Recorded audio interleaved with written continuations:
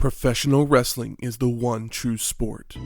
Other sports have their share of intense, dramatic moments, but nothing can compare with professional wrestling.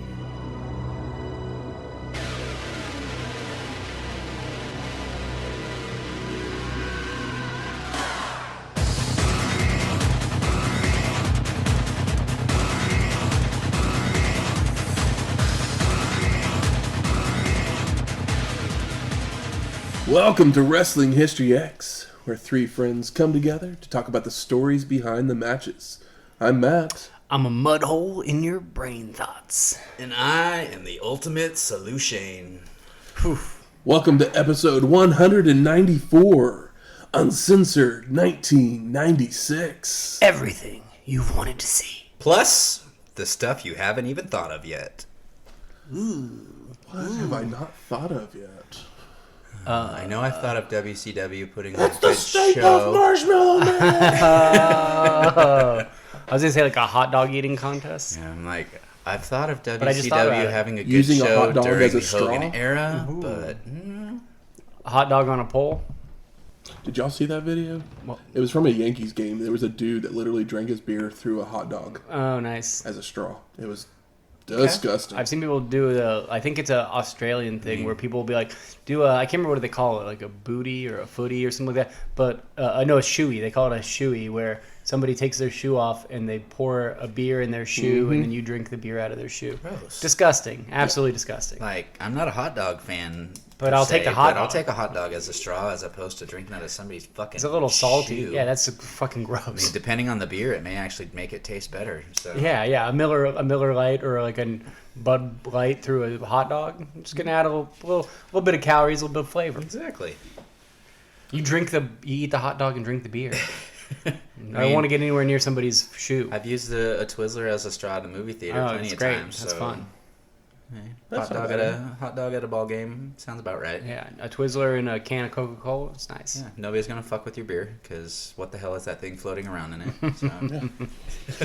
So this is the second annual Uncensored, produced by WCW. It would take place on March 24th, 1996, from the Tupelo Coliseum in Tupelo, Mississippi, with an attendance of 9,000 people.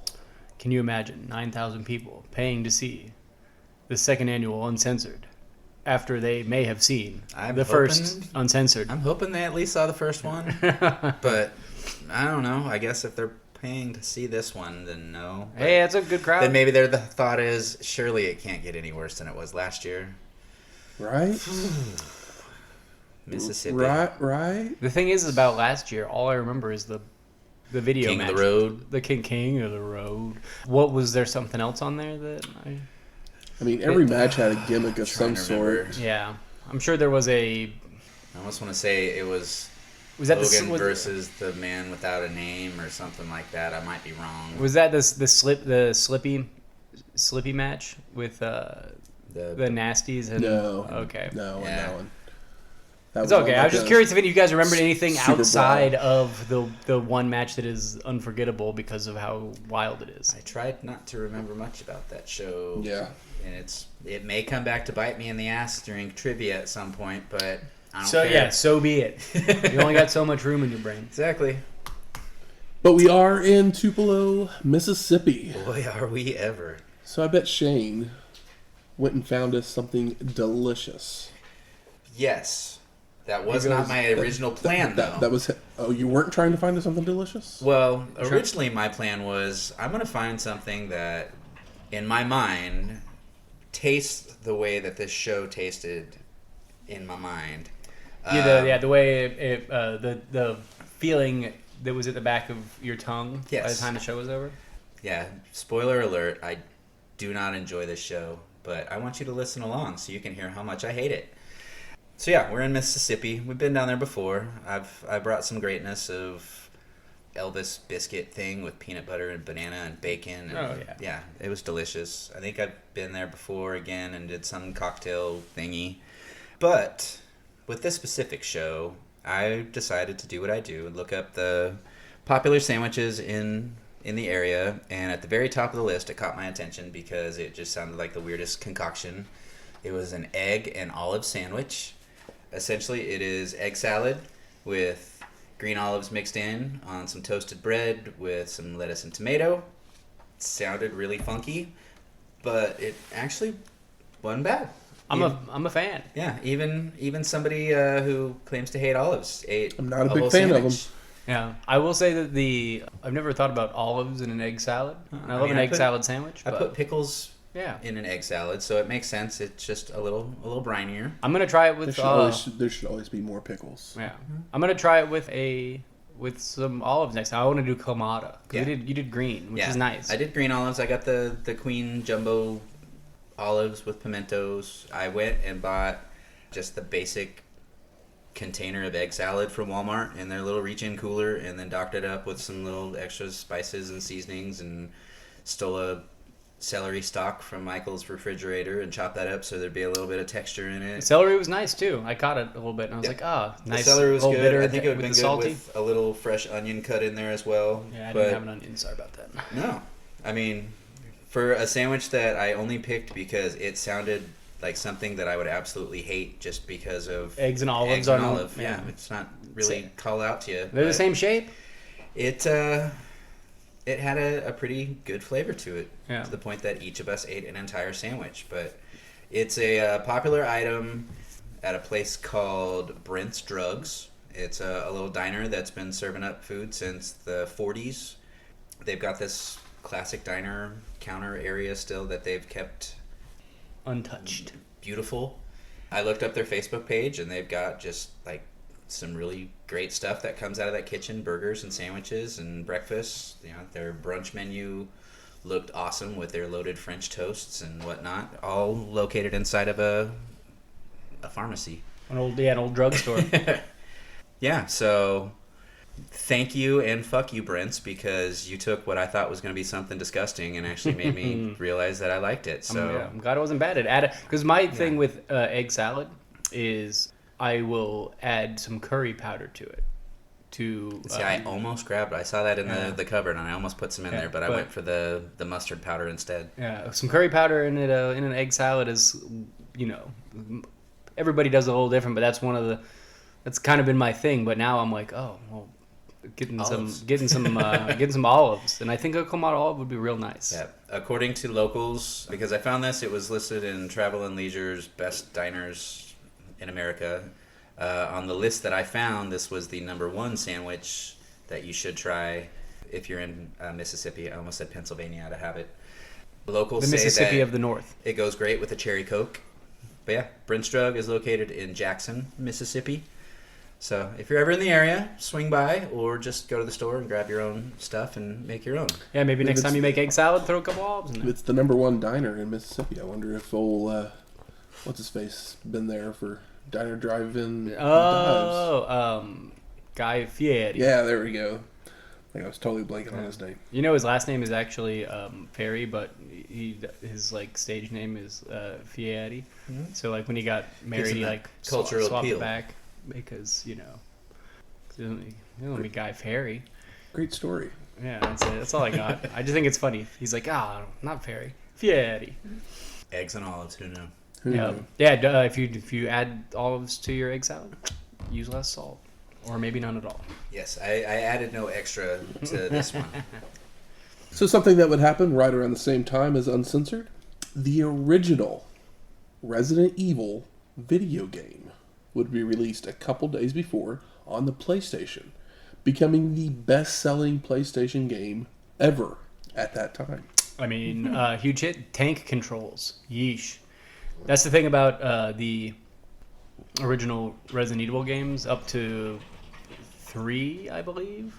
But the tank controls, if you move forward, if you press the forward button, the up, you always move forward. So if you want to turn, left and right, just turn you stationary. You can't just walk around freely. And then back is always step backwards. It doesn't turn you around. So it's controls a tank, and it makes the game actually terrifying, because whenever you get into a fucked up situation, whenever one zombie comes at you, it could be the end of you because the controls are difficult. Yeah. So it actually makes it horrifying. Whereas The last one I played was Resident Evil 4 on the GameCube, which is essentially just an action game. Mm-hmm. It's not really that scary, and it's not that really. There's not a whole lot of survival issues either, because it seems like you get all of the equipment that you need, whereas Resident Evil is a survival horror. So not only if you beat the zombie while you're spinning in circles trying to move, you have little health, and like you don't know where the next place for you to get health is because they're so sparse. But spawned honestly maybe more movies than video games at this point. I mean, it definitely has quite a few movies that they've made, but I think it was kind of the beginning of the resurgence of the zombie movement. Yeah, I could see that for sure, because I mean that's 94, and then we saw obviously in the 96. I mean 96. I don't know why did the PlayStation come out in 94? Doesn't matter. We don't have to look it up. But the 96. We didn't really get. We got more zombie movies in the early 2000s. Your Dawn of the Dead remake, the 28 Days Later. 28 Days Later. Yeah, there was a bunch of them, and there was a big zombie craze. And then, of course, years later, Walking Dead becoming like the fucking biggest TV show. Yep. For quite a while. Santa Clarita Diet. I don't know if anybody watched that. If you haven't, you need to, because Is it's it actually a good show. Smart people did. Is it good? Yeah, it's pretty good. Okay, Drew Barrymore. I'm like, It's Timothy Oliphant, man. Oh, Timothy really? Oliphant. Yeah. Okay, I didn't know that. The two of them together are magic. Pretty great. Yeah. Yeah, That's interesting. I can't speak anything really on Resident Evil because I've honestly never played it. I worked at Blockbuster when it came out, and I rented a shit ton of it to people, but never played it myself. I played a little bit of the original ones, but they were always hard, and I was a wiener as a kid and scared easily. I did play all of 4, but that was years later, and like I said, it's a different kind of game. It just was like a fun, like action I think most of the shooting games game. are just basically open world. I know it gave the movie games spinoff now. gave 'Cause it was a haunted Mila Jovovich a forever career. I've only ever seen the first movie, but I fell asleep. I've seen I definitely seen the first one. I've probably seen a couple of the sequels. I've heard the newest one that just came out wasn't bad. Okay. But I'm not going to say that it high praise. Am I wrong? Did they make a streaming show of Resident Evil or something like that? Or maybe I'm just thinking of the new movie. I don't know. But they've also remade a lot of those older games with like better controls, which I've always been interested to play because I think I would have a good time. Yeah. I mean, I don't know. The survival horror game was really big in that era, especially on the PlayStation. That's where it kind of lived. Parasite Eve, Silent Hill, Dino Crisis, Resident Evil, Clock Tower Night, I think it was called. That game scared the shit out of me. You're just in a house by yourself with like nothing, and then musical play, and then a guy will come out with like giant shears. Oof. Spooky Okay, so stuff. I had dreams like that when I was a kid. Yeah, this game would probably fuck you up then. 'Cause I think that game gave me those dreams. I just watched my friends play it and got No, scared. there were dreams. I remember I'd be in a room, like people would all of a sudden leave, and this eerie music would start playing, and then I'd have to fight off this baddie that walked in before there was a video game baddie, really. Yeah. Huh. Oof. Interesting. Now I want to play Resident Evil. I should have done that in October. Well, if any of y'all out there have some fun Resident Evil memories, let us know. Tell us what game to play. Yeah. So I want to check one out. But we also, because it's that time of the year, we want to wish everyone a Merry Christmas. Oh, Christmas time. All I want for Christmas is you. Tell a friend about this show. Yes. There you go. That's an easy present to get, Michael. Mm-hmm. All I want from you for Christmas is some Philadelphia recipes or something. Oh my gosh. No, I'm kidding. Yeah. Remember the... SNL. Yeah. Just let it mow your lawn! It's so good. That might be one of my favorites of all time, honestly. And I feel like it's not talked about because it wasn't like a reoccurring thing. It was just like one thing. It wasn't like the Zagat or whatever. Yeah. Man, what a good one. One was Just enough let for it him to mow become your- a Don't make him mainstream wash the pop sheets. culture history. Damn. Just let him wash your dog. Just let him mow your lawn. Just let him make you an egg salad sandwich with olives and lettuce and tomato. Don't make him watch WCW Uncensored. No. Well, let's unwrap this present Yes. that is uncensored. Our gift to Yeah. you. We're watching Yeah. it so you don't have to. Are we giving you coal for Christmas? Let us know in the comments. So eerie music comes on as we get comments about Hogan from several different competitors in the alliance to end Hulkamania. That's such a horrible name. Arn tells Hulk to order his last meal. Sullivan says they can't coexist in this world. Only one of us can wear yellow, brother. Flair says the name of the group completely wrong. And Lex Luger claims his back is against the wall, which makes him very dangerous. Followed by Jimmy Hart laughing maniacally. Oh, wow. That scared me and was good. Sorry. That was some stuff I hadn't even thought of yet. Yeah. Mm-hmm. Yeah. We then get the logo as Tony Schiavone welcomes us to the show, and he introduces Dusty Rhodes and Bobby the Brain Heenan as his commentary partners. And I noticed something. There's 2 rings that are separated, and one has a giant cage on it. We'll get to it, but it's all here on the pyros going off, and I'm already worried and intrigued. So Tony asks Bobby where his suit is. Yeah, we got Leather Daddy Bobby on stage. Bobby in his leather jacket looks like the jacket my mom would wear when she rode a motorcycle, which is very funny. A lady's motorcycle jacket. Fringe. No fringe.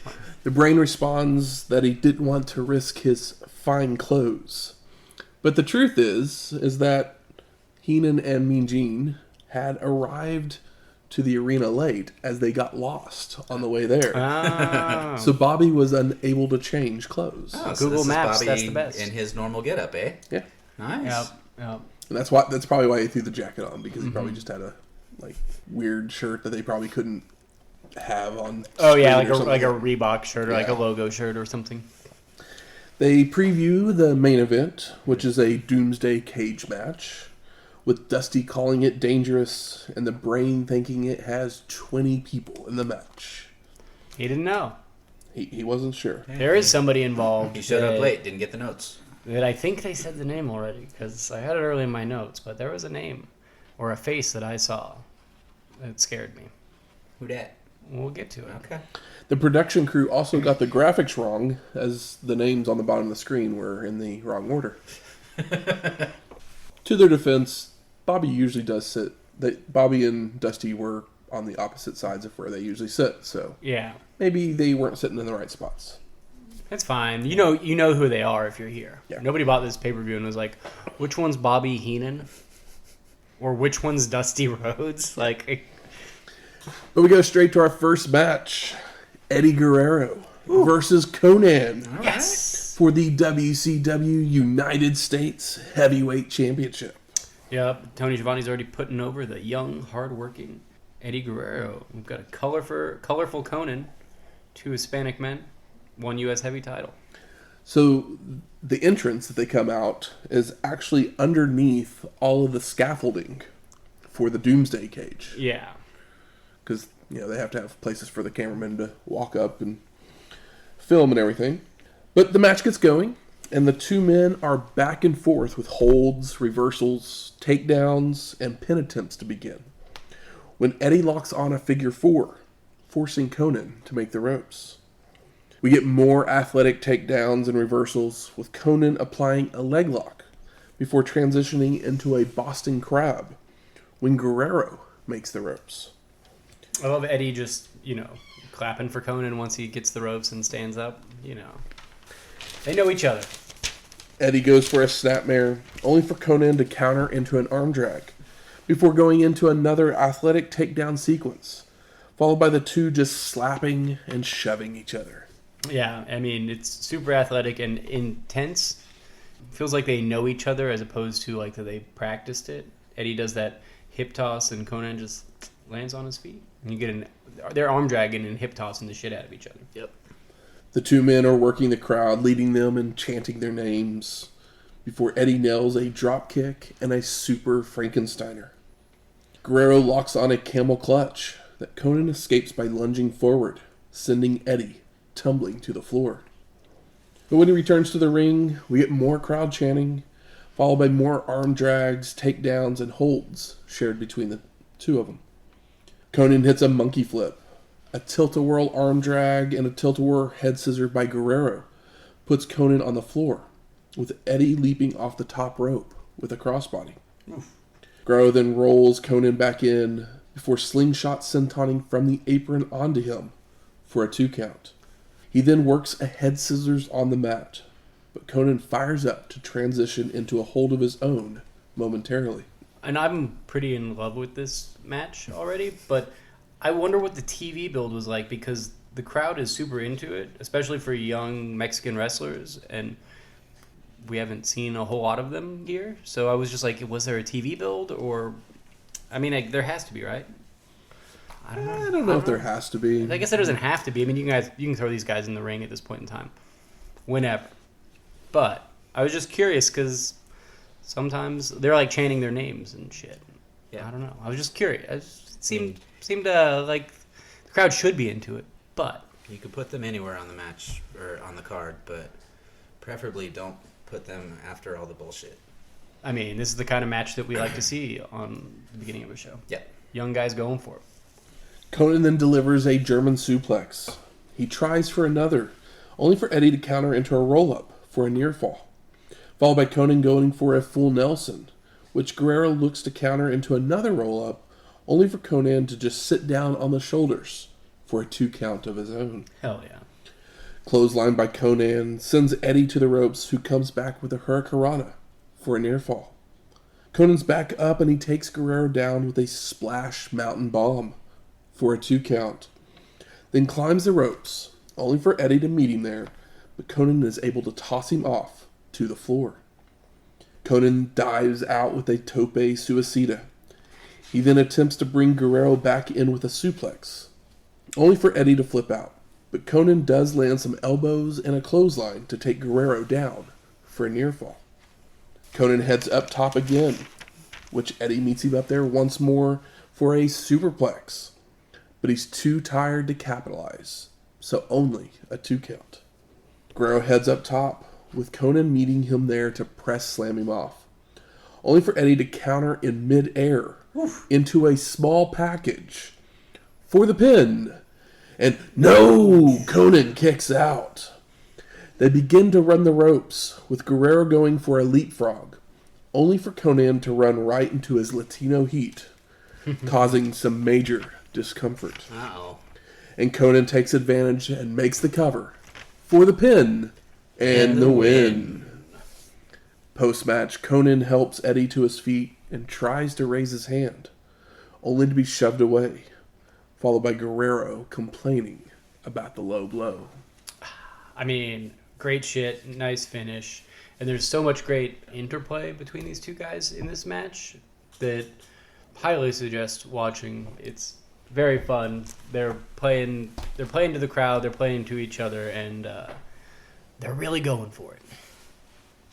We go to the back, and Mean Gene's there, and he tells us to log on to CompuServe and chat with the Giant right now, as they show him typing on a laptop. Hopefully he can type better than he can talk. He just talks in riddles. It's a riddle to me, brother. Mean Gene then welcomes in Colonel Robert Parker and Dirty Dick Slater, who we haven't seen since Fall Brawl 95, episode 165 for Parker, and World War III, episode 173 for Slater. Damn. And Parker says he's taking on Madusa for all the men, including Elvis and his great uncle, Tom Parker, before claiming he will take that girl, rub her face in it, and going to give her what all the cowardly men wouldn't. Dick says that Parker nailed it right on the head, and thinks it will be great when Parker whips Madusa. Okerlund then tells Parker to watch his hands, with the Colonel saying not to worry about that. He's a man and a rooster. So literally that means that Mean Gene just interviewed a cock and a dick. Yup. Mean Gene knows what he's doing. So we go to our second match. Lord Steven Regal with Jeeves versus the Belfast Bruiser. And the last time we saw Regal was back at World War III, episode 173. And the Belfast Brewer, a.k.a. Fit Finley, since Best of the Super Juniors 94, episode 119. A little bit. I know. He's putting on some weight. Yes, and some hair. He's a big boy. It's a special grudge match. I love Dusty calls Jeeves chives, and I just fucking lost it. So as Bruiser is walking out, he ends up slapping Jeeves, who's returning to the back, before using his jacket, which has a shoulder pad on one side, to start to brawl with Regal. The two men trade stiff forearms, elbows, clotheslines, European uppercuts, and knee drops before Lord Steven is tossed to the floor. Bruiser follows out and drops Regal across the guardrail before running his shoulder into the ring post. Posted. Back in the ring, Finlay keeps working the arm, when Lord Steven would knee his way free and level Bruiser with a drop kick for a 2 count. And when you said stiff, you meant stiff. Yeah. Yes. These guys are really laying into each other, and the energy is palpable. I'm like, oof, ugh. Regal's now working the arm of Finlay, keeping him grounded when Bruiser rakes the eyes and drops a knee to the face to regain control. Finlay continues with a senton for a near fall before applying a headlock, which Lord Steven escapes, only to be taken right back down with a running clothesline for a 2 count. Bruiser takes Regal out to the apron, where he slams his sternum against it and the guardrail before trying to grab a chair, but they're hooked together, so no luck there. I mean, he's trying. It's funny, too, because it's like, oh, we didn't plan this out. We're just fucking... Call it another ring. We're brawling. I mean, this is like strong style, but it's with that English catch influence, strong catch style, and I'm pretty in love. Lord Steven fights his way back to the apron, where he reverses a suplex to drop Finlay out to the floor, followed by leaping off the apron with an elbow drop. Back in the ring, Regal goes to the headlock again, but once more, Bruiser escapes and kicks him stiffly in the back. So Lord Steven cowers away to the corner, but it's only so he can deliver a cheap shot to Finlay's Lucky Charms. Regal with several holds and kicks to the Bruiser before an eye rake allows Finlay to toss Lord Steven to the ropes. But he telegraphs a back body drop, so Regal goes for the sunset flip, only for Bruiser to stay up and knee drop down. I know, it's nasty. What was Regal thinking? Well, Finlay has gained at least 30 pounds since we've seen him. A little bit. He looks huge. It's great. He's got a great look. Missed elbow drop, and Lord Steven's back in control on the mat. But when he goes for a whip, it's reversed, allowing Finlay to hit the backdrop this time. And Bruiser goes for the Boston Crab, only for Regal to fight it off and forearm Finlay out to the apron, where he drives Bruiser's sternum into the apron. Finlay hits a jab right to the face of Lord Steven, which busts him open. Oof. Followed by taking him out to the floor to drive him into the apron. And once the camera realizes he's bleeding, it pans out, as Bruiser continues to punish Regal with turnbuckle smashes, but Lord Steven then kicks Finlay back out to the floor, where they end up brawling their way down the aisleway. And it really does zoom out very far. It's like, oh, let's recalibrate. Regal throws the Bruiser into the Doomsday cage before taking him back towards the ring, only for the rest of the Blue Bloods, aka Squire Dave Taylor and Earl Robert Eaton, Earl Robert of Eaton, to come down to help attack Finlay, which causes a disqualification. Post-match, we get one final slap from Lord Steven while the Blue Bloods hold the Bruiser before they leave to the back. But once Finlay's up, he gives chase for them to brawl at the scaffolding and to the back. that nasty slap after the DQ. I really loved how gnarly this was and how intelligent it was too. But I mean, obviously it's intelligent. Like, it was an intelligently done, hefty match. Two of the leaders of modern day wrestling, at least behind the scenes anyways, throwing down. Mm-hmm. With incredible logic and psychology, even for a brawl. Brawl to the back. But the thing is like, well, I would have loved to see a finish, but I don't care how it ends if I can see it again. I don't know if that'll happen. So this wasn't this. I mean, I don't know for certain. This probably wasn't the original finish of the match. But once he was busted open, They called an audible. they called the audible, and because they had to finish quickly. Yeah. And as we'll see, this affects the rest of the show going forward. Well, we started off with 2 bangers. Bang, bang. We go to the back, and Mean Gene's there with the Giant and Jimmy Hart. And Okerlund says that Hart humiliated Loch Ness on TV, with Jimmy claiming no one puts their hands on him and gets away with it. Mean Gene also says the winner of this match gets a title shot versus Flair on Nitro, before asking the Giant for his thoughts. And we get one of those famous Giant poems. Oh, give it all to me. I can start off with rhymes. I can start off with riddles. Loch Ness, I'll smoke you like bacon on a griddle. Okay. All right. Also, the first match is our only title match. Tony tells us that. Mm-hmm. And it's like, oh, well, we're going to have this match, and Ric Flair's going to have a title match tomorrow. What is on the line here? The rest of the show. Number 1 contenders match. Yeah. Sure. Between the Loch Ness and the Giant. I wonder who will win. I'm just saying. Nobody guys. wins in this match. I'm just saying, guys. Giant then warns Flair he's going to tear him limb from limb, and the title would be his again. Okerlund sends it back to the commentators, who discuss the rest of the card before sending it back to Mean Gene. And Okerlund plugs the hotline, saying someone is hanging up the tights to go to Hollywood, before introducing Loch Ness. And Nessie says he's going it alone, because Hart is no longer his manager, claiming he promised him a shot at Hogan, but Jimmy pulled him out of the match, so he's just going to take it out on the Giant. Mean Gene then asks what he's going to do if he gets his hands on Hart, but Loch Ness says he can't say, because it's not allowed on TV. This show's called Uncensored. Yeah. Come up with something. And it's also on pay-per-view, not TV. Yeah. They also cut a match or called an audible in a match because of blood, and the show's called Uncensored. I didn't know that until you told me.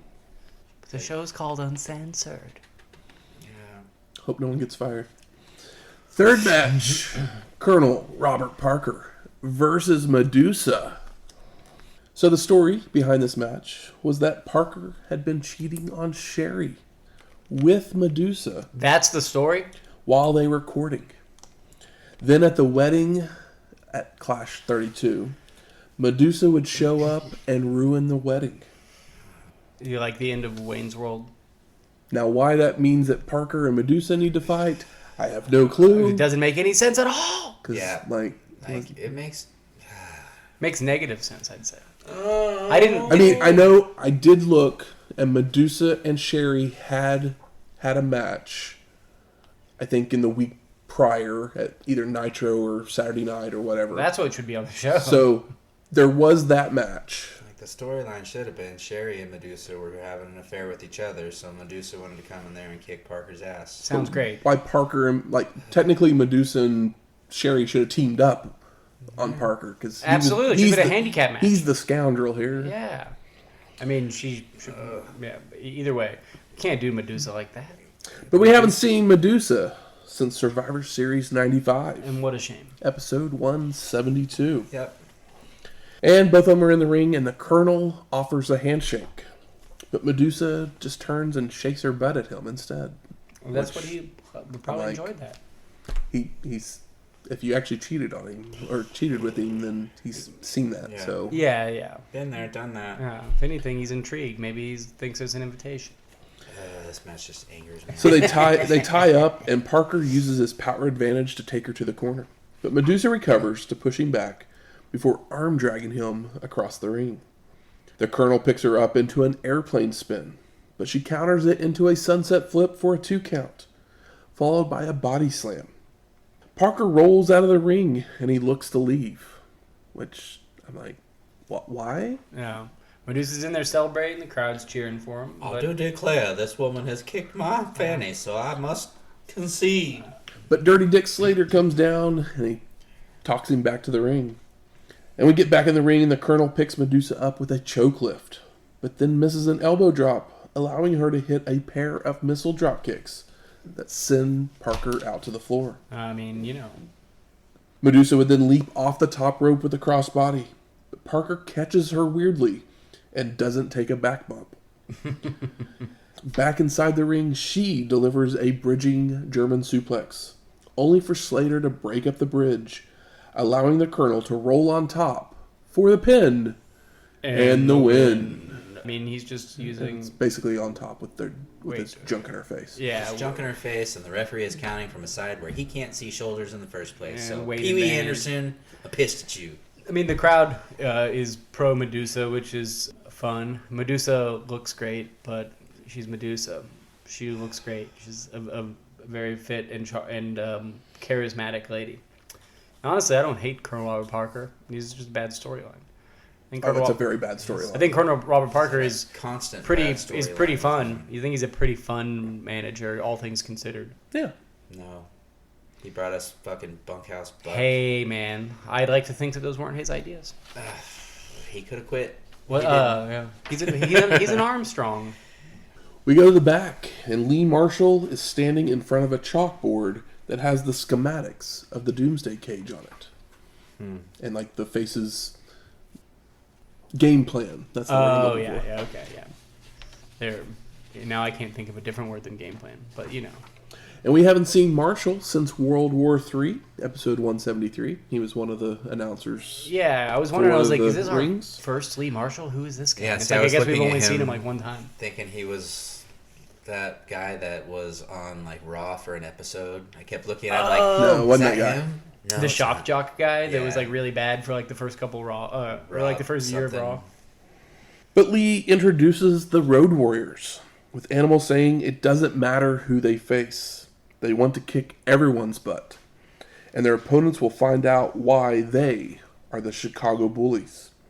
Hawk then explains the medulla oblongata before threatening to remove them from their opponents, causing them to have to depend on Depends.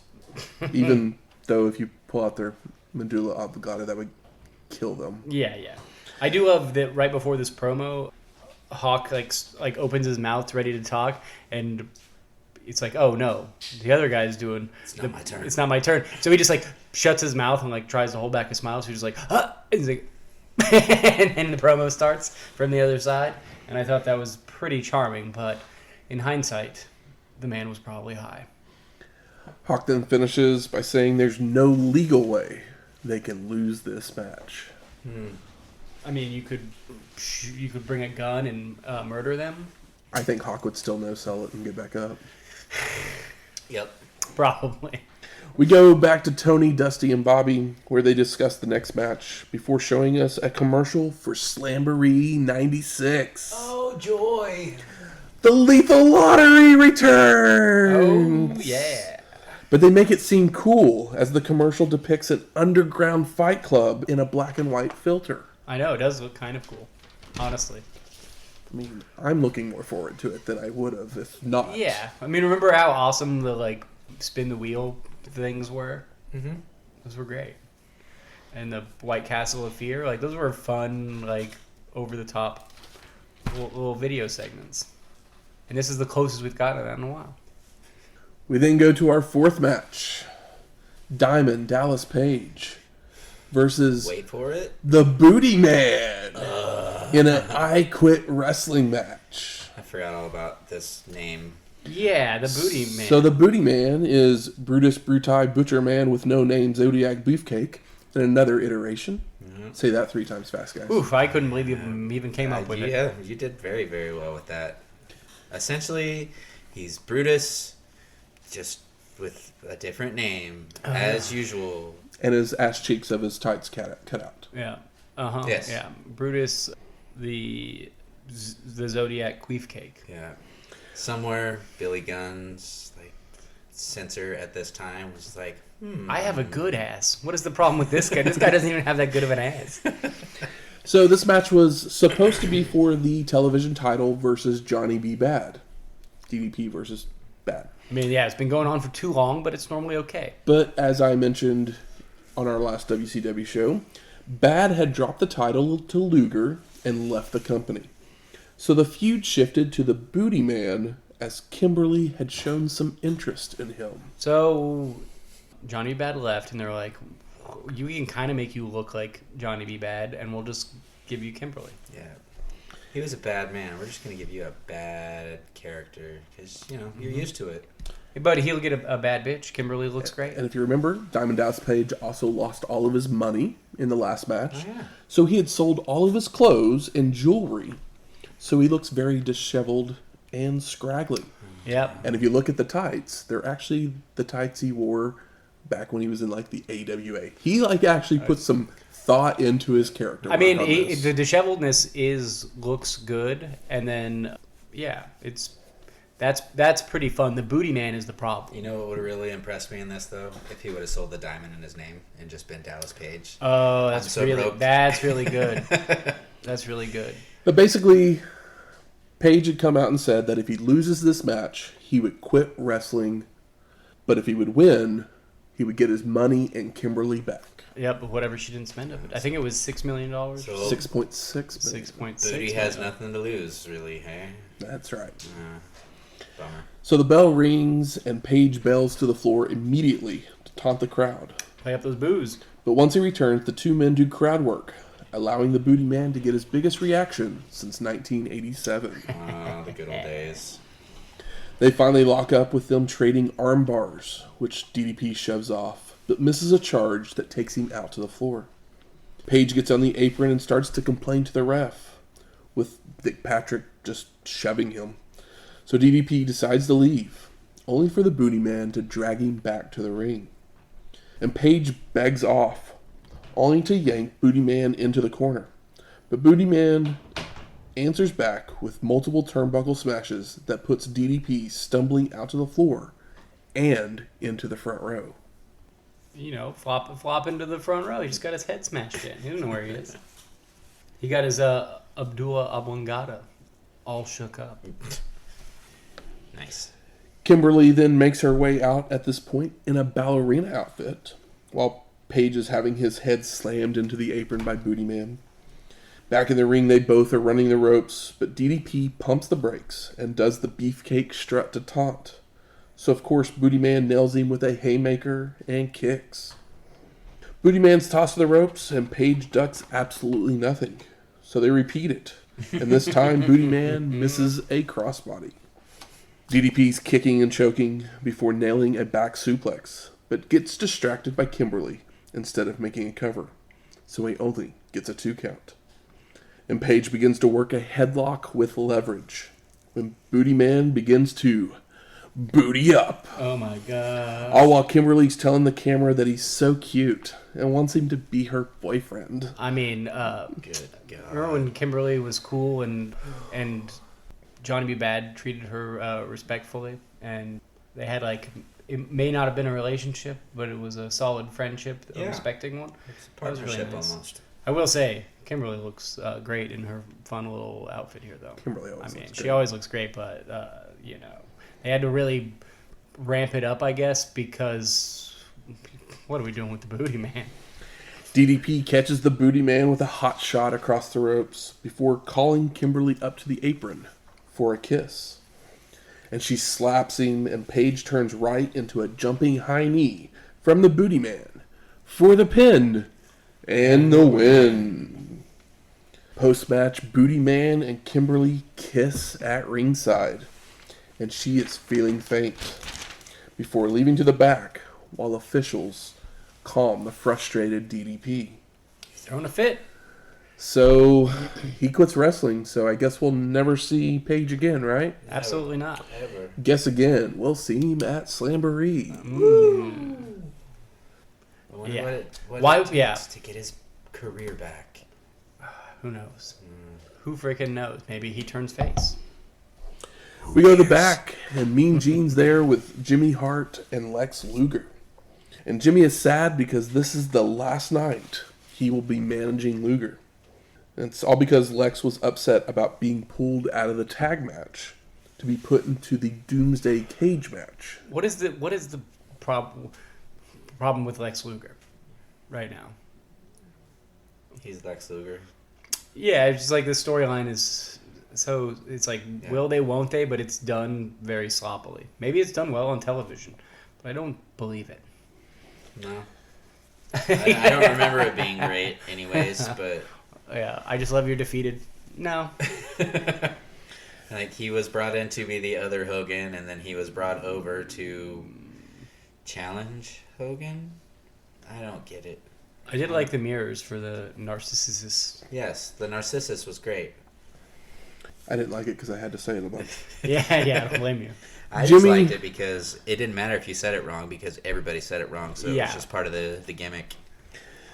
Jimmy then gives Luger an airbrush jacket with his face on it before running off as he yells, "I love you, man!" Oh, good God. I mean, it's funny, but it's not good. No. Okerlund then asks Lex for his thoughts, and he says that he's caught between a rock and a hard place, that the Doomsday cage is the most dangerous match he's ever seen. That's right. He was on a boat slamming a 450, 500-pound Yokozuna at one point. It was a hip toss. Luger continues that he has to wrench deep inside his gut to watch Sting wrestle without him. He's worried for Sting. But Mean Gene accuses him of bailing on him. And Lex says he will watch Sting's back and will give his best in the main event. To his best friend, he calls Sting his best friend. We then go to our fifth match.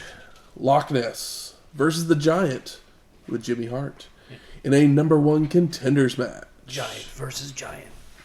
And Nessie trips on his way to the ring while using what will become Rey Mysterio's music very soon. Really? Yeah.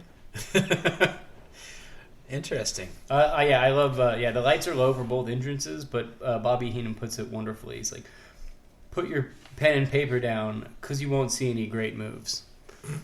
And he's like saying, well, they're big. It's going to be a brawl, but like it's Bobby Heenan being a little cheeky. The two men trade chops, chokes, knees, and headbutts when Loch Ness backs Giant into a corner. But the Giant reverses it and tries to splash Nessie, only for Loch Ness to avoid, sending the Giant tumbling over the ropes to the floor. Nessie drags the Giant back in to clothesline him and deliver an elbow drop. But Loch Ness then attempts a second one, only for the Giant to move. The Giant then nails a clothesline, a thrust kick, and a leg drop for the pin and the win.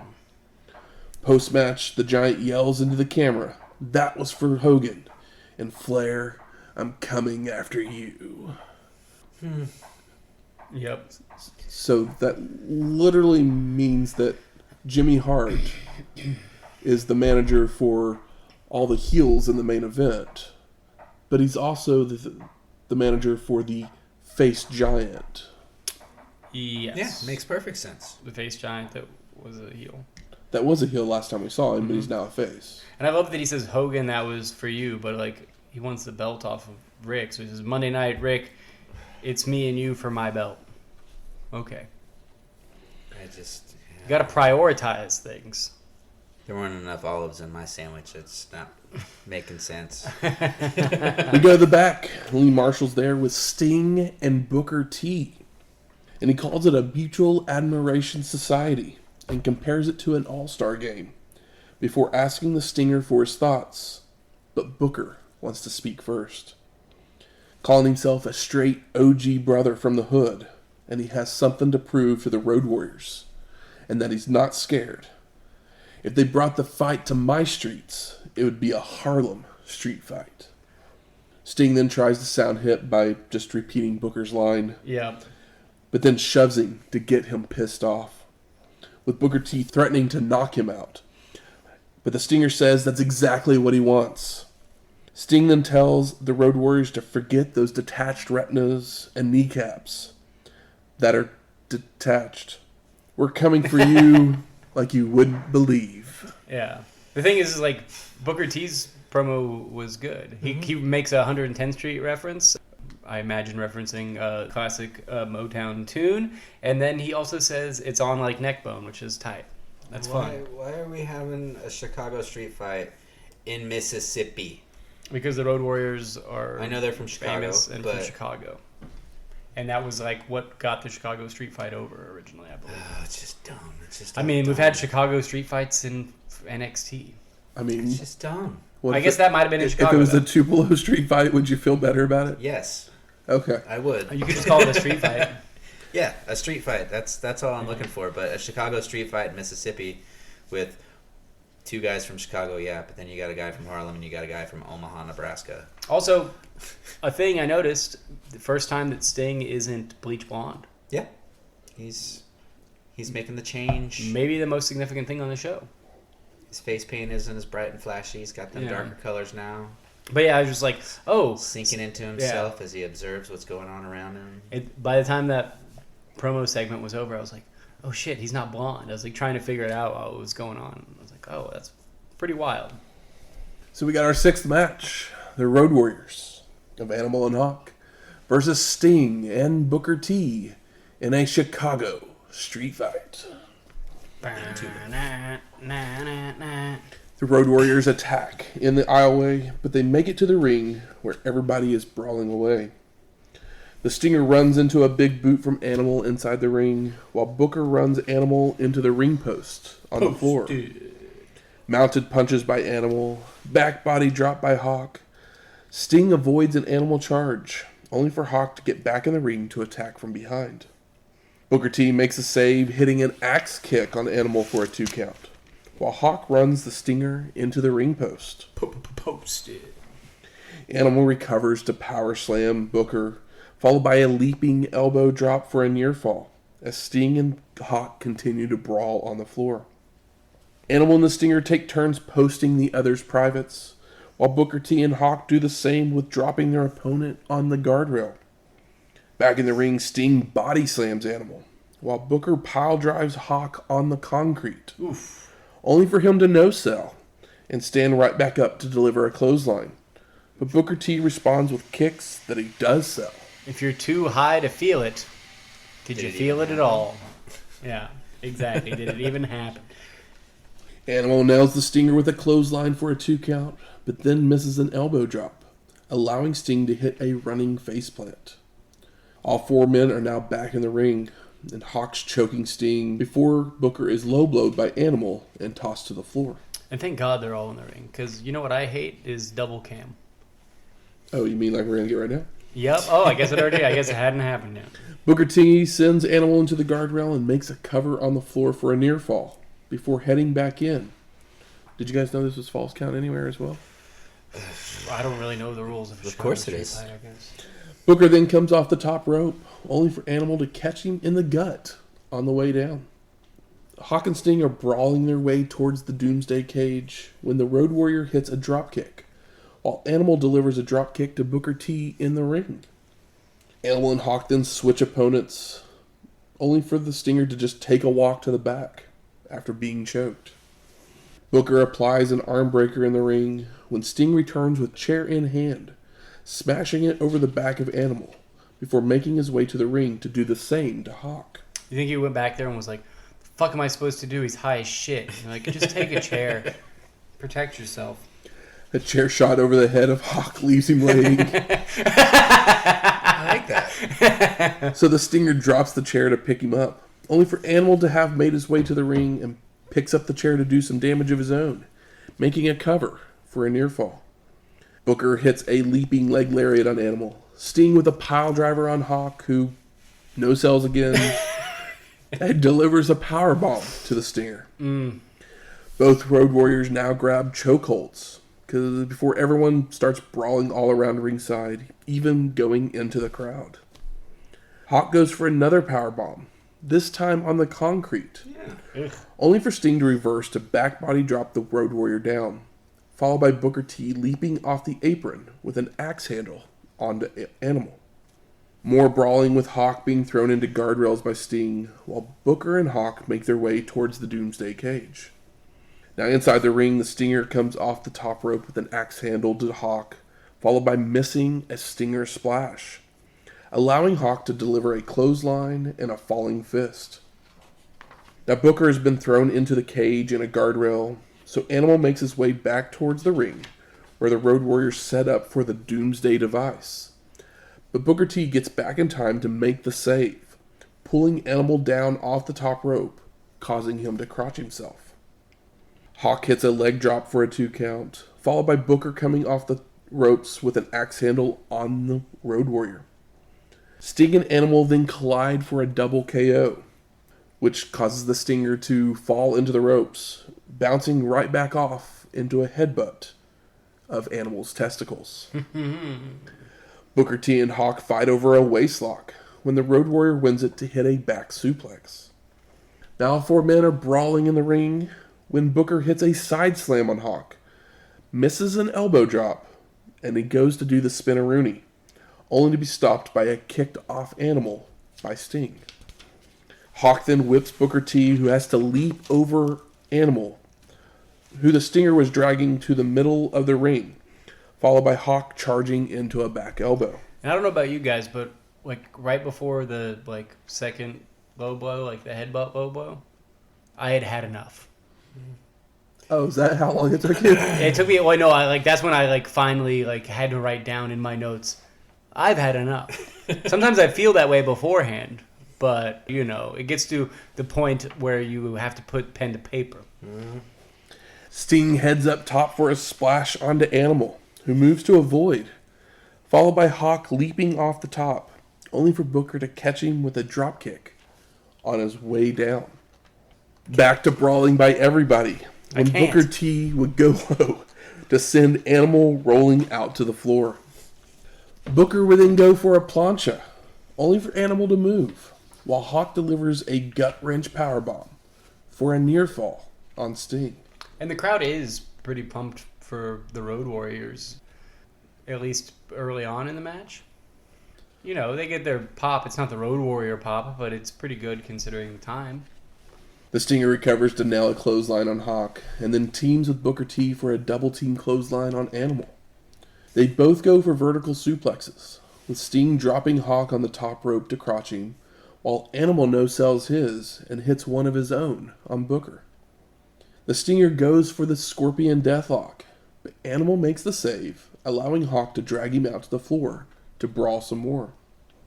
Another leaping leg lariat by Booker T to Animal misses, leaving him straddling the ropes. So the Road Warrior shakes those ropes to crotch Booker. How many crotches? Too many. Hawk leaps off the top rope with a clothesline to Booker T, but he's too tired to capitalize. So are we. While Animal and the Stinger brawl around ringside.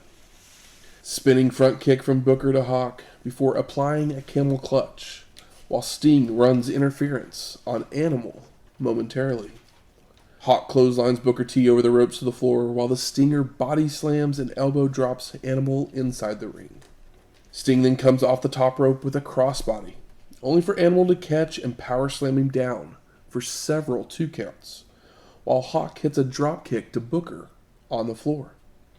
Another double KO inside the ring when Booker T DDTs Hawk on the concrete for a near fall.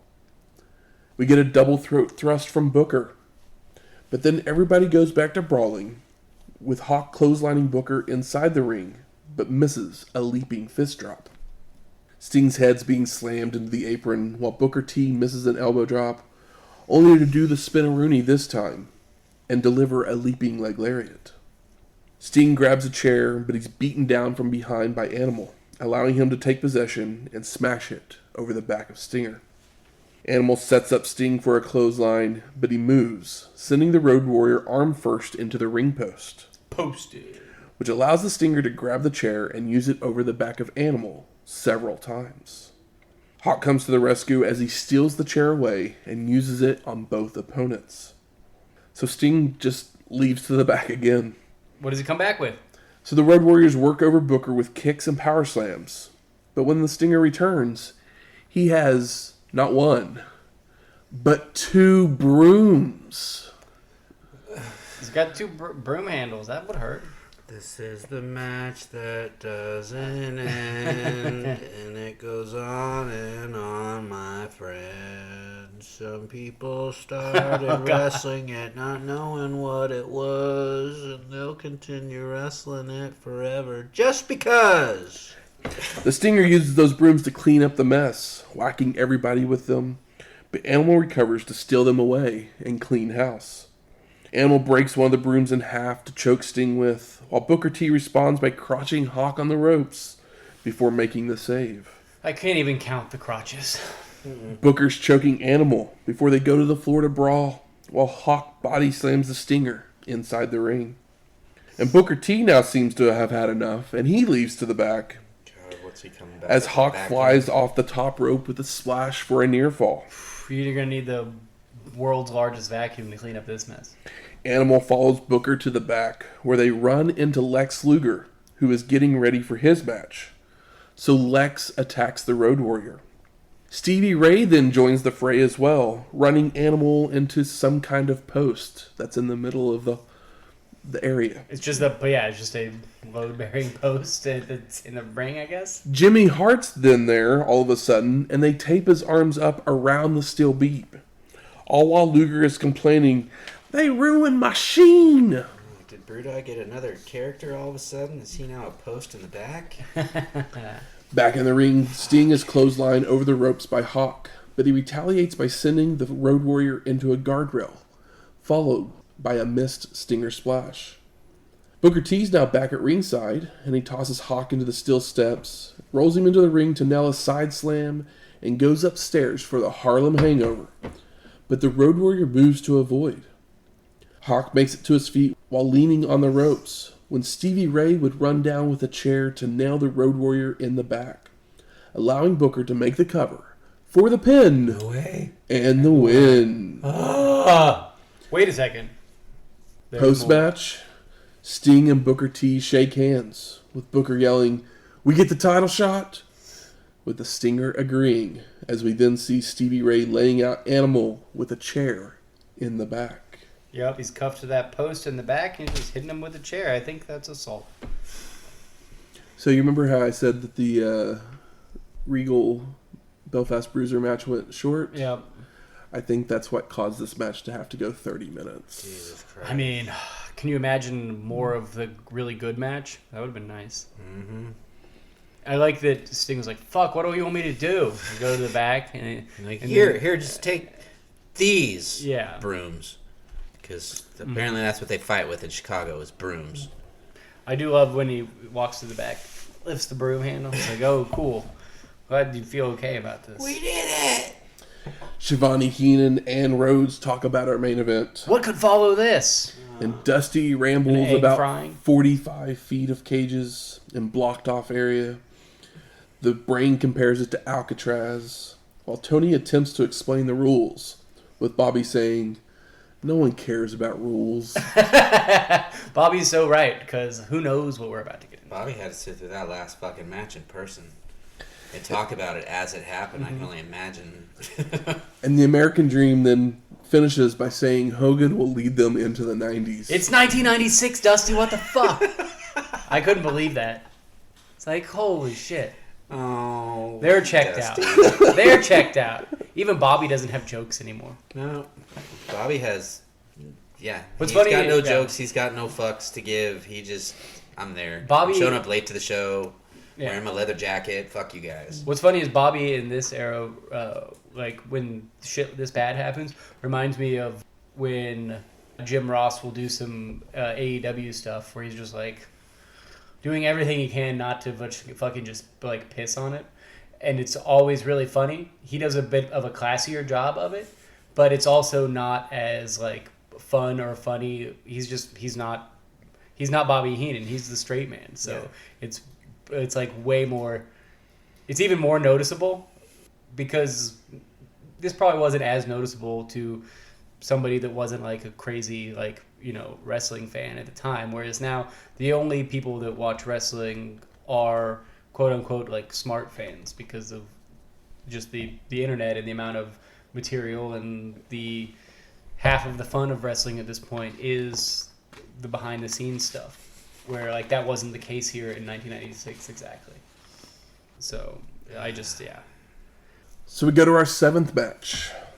The Alliance to end Hulkamania of the Nature Boy Ric Flair, the Enforcer Arn Anderson, the Taskmaster Kevin Sullivan, Lex Luger, the Faces of Fear of Meng and Barbarian, Z-Gangsta, and the Ultimate Solution with Jimmy Hart, Woman, and Miss Elizabeth versus the Mega Powers of Hulk Hogan and Macho Man Randy Savage in a Doomsday cage match. That's it.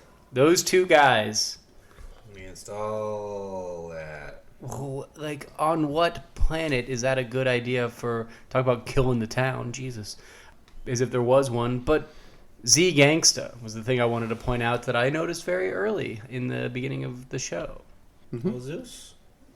They brought Mega Powers... Could have happened a second time. Well, it has been... This is like if you, like, fried vomit and we're like, here's an omelet. And you're like, that's not an omelet. That is vomit, sir. Yeah. Like, what are we doing? Yep. And who is the ultimate solution? And you shouldn't call anything the ultimate solution. Warlord? Is that who that is? Is it Warlord? No, we'll talk about it. It. But you shouldn't call anything the ultimate solution. Well, they were Guys, you know why, right? setting people up for failure or disappointment again, like the ultimate whatever. When they brought out Renegade, they were probably hoping that this was the time that Warrior was actually going to come back. I'm just saying... Instead, he goes We'll elsewhere. talk about that here in a second as well. I'm just saying... We all learned about World War II. Hold that thought. Okay. So Michael Buffer makes the introductions. So let's get ready to Mega Force. Because he totally gets Mega Power's name wrong. Yep. Oh. You had one job, Michael. Shivani then wonders where Brian Pillman is. Because at this point, WCW still thought he was coming back. I do like that they are talking about Brian Pillman. I thought that was fun. So Flair and Arn are in the top. There's 3 cages. It's like a cake Yeah. of cage. Flair and Arn are in the top cage. You can't... Luger, Sullivan, and the Faces in Barbarian. Fear are in the second one, which is actually cordoned off with a piece of fence in the middle of it. So Like it's a- like, yeah, it's like a- 2 different cage type thing. Yeah, like a tennis court, except for it goes all the way up. And Z-Gangsta and the Ultimate Solution will be in the bottom cage, but they don't come out till later. And it's just a full bottom, like the bottom cage is a ring, and then it's like each ring gets smaller at the top, and it is chain link. It is not like your big blue WWF cage. Correct. And there's a giant scaffolding on the sides so they can get up into it. It is very much the OG Hell in a Cell, but like a 3-tiered cake. Speaking of Gangsta and Solution, we haven't seen them since No Holds Barred, the movie The Match, episode 38. Yep, we did Damn. we did the commentary after that or before that? We did the commentary with our friends at Flawed Laws. Yeah. Yes. And then we covered The Match on the same episode. Okay. But you're like, but I just said both of them. They were both in that movie. As the Ultimate Solution was one of the guys in the bar. Okay. But he is better known as the guy who plays Bane in Batman and Robin. Oh, the Joel Schumacher one, the Bane that looks really cool, and he's got like the juice shooting through him. Yep. Yeah, that's fun. Also, That's crazy. his original name when he first came out was not Ultimate Solution. It was Final Solution. That's just as they're the same thing. If you don't know why that might matter, You should probably go back to school, but Adolf Hitler's plan to kill all the Jews when translated into English, was called the Final Solution. Wow. and yeah, Ultimate Solution sounds like Wow. the same thing to me. This is also the How same. different is Ultimate and Final? It's not much different. Crazy. This is also the same cage they used for the Tower of Doom at Great American Bash 1988, which was episode 20. Oh, I remember that one. 8 years prior, they Yeah. brought that same cage back. Good lord.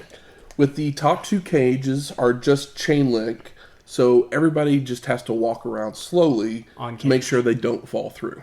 And the other match was garbage too, but I feel like it was more fun and balanced than what we're about to get into. Yeah.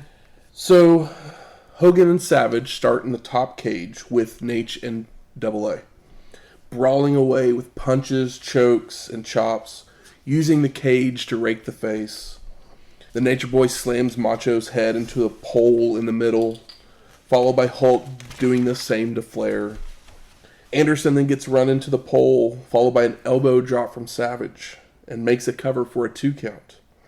Nate is chopping away on Hogan when he rips his shirt off because he means business, causing the Nature Boy to back away.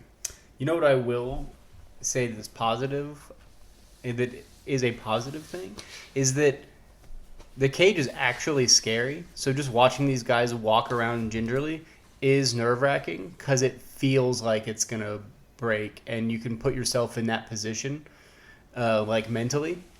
Like that is maybe the only thing here, that they're fighting the cage and not each other, almost. Savage starts choking the Enforcer with the rip shirt, while the Hulkster runs Flair into that pole again. What else are they going to do? We get a running double axe handle by Macho to Arn before choking him some more, only for Nate to make the save. And Double A locks in a figure 4 on Hogan, followed by the Nature Boy doing the same to Savage. But they both turn the holds over, forcing the Horseman to release it. Flair then drops something through the fence to the second level, when Hulk would then throw powder down into the second level to blind the Faces of Fear, before doing the same to the Horseman, allowing them to open the trap door and drop down to the next level. Trap door. So now Hogan and Macho are brawling with the Faces of Fear, and the Taskmaster and Luger in the second level, which has a chain link wall with a door in the middle of it. And Jimmy Hart is now on the scaffolding, and he hands a chain to Sullivan, who immediately has it taken away by Hulk, and he wraps it around his fist to use on Lex and the Taskmaster. Hogan then uses the chain to choke Sullivan, but Luger hits him from behind to steal the chain away to do the same to the Hulkster. Savage is being double-teamed by the Faces of Fear, while Hogan fights off Taskmaster and Lex by smashing their faces into the cage, allowing Hulk to save Macho from a double powerbomb with a double noggin knocker. Hogan and Savage make their way through the door, and then wrap the chain around the door to lock the Faces of Fear on their side of the cage. Yeah. So, did Hogan have a padlock with him, I guess? I mean, maybe they just tied it real tight, but that's the idea. I do love the manager cam, because it's like Jimmy And the ladies. Yeah, Liz and the woman, and it's just fun to see them together, standing next to each other, looking nice. But, you know, that's a shame when we're talking about a wrestling match. Yep. Anderson and Nate finally climb down to the second level and try and help the Faces of Fear with the door, while the others brawl on their side of the cage. Hulk and Sullivan fight out a door where the Taskmaster almost falls over the scaffold to the floor. That's pretty creepy. That's scary, too, to me, because it's like, ugh, he really does kind of put himself out there a little bit. But they end up brawling their way down the stairs, with Sullivan trying to toss Hogan over to the floor as well.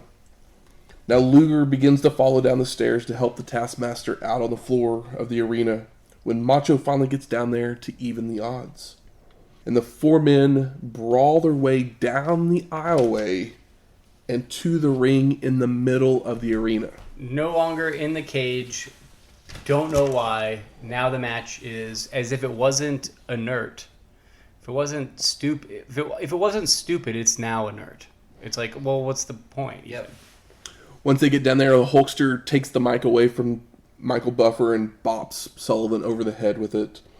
And then they go inside the ring, where Hogan delivers a big boot and turnbuckle smashes, all while Lex and Savage continue to brawl around the cage area. You remember the old kindergarten song, picking up the field mice and bopping them on the head? Little Johnny Foo-Foo? Yeah, that's essentially what's going on here. It's like every heel in the company plus 2, and he's picking them up like field mice and bopping them on the head. 2 against, what, is it 6? Something like 1, 2, Well, I mean, 2 of them haven't shown up yet, so yeah, 6. Well, yeah, I mean, 6 on paper. Hulk delivers a running clothesline to the Taskmaster before throwing him to the floor to drag Sullivan towards and into the cage.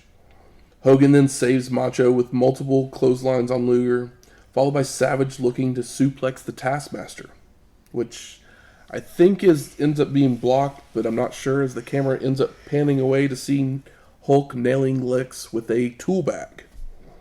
Sullivan then tosses Macho into the cage, while Hogan brawls with Luger down the aisleway, running him into several guardrails before going into the ring with him. The Taskmaster then takes a wood plank from the scaffolding out, but sees his partner being beaten, so he takes off to the ring to make the save. So Savage grabs the plank and follows down to the ring as well. Hulk hits a running clothesline on Lex, while Macho hits Sullivan from behind with the plank. And all are brawling when the Taskmaster breaks free to roll into the ring to make sure those are vitamins that Hulk takes. Low blow. Luger takes Hulk out to the floor, only for Hogan to grab a chair for some offense on Lex's back.